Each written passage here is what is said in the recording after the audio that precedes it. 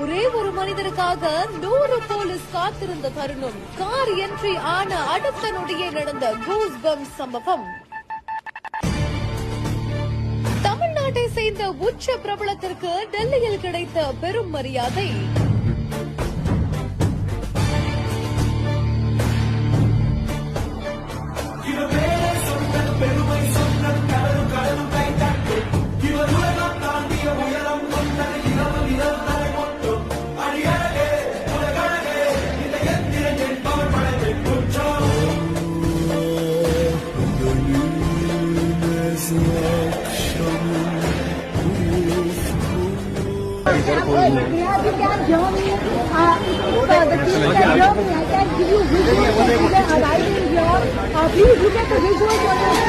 What